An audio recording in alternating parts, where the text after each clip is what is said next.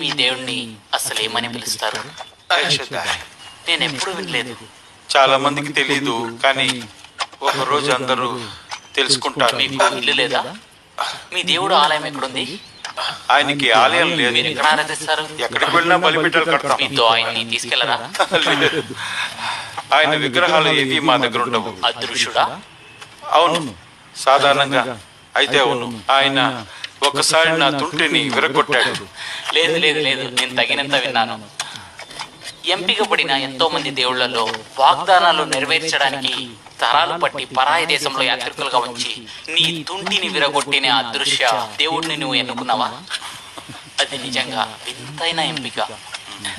వలసదారులారా, మేము ఆయన్ని ఎన్నుకోలేదు. నానా,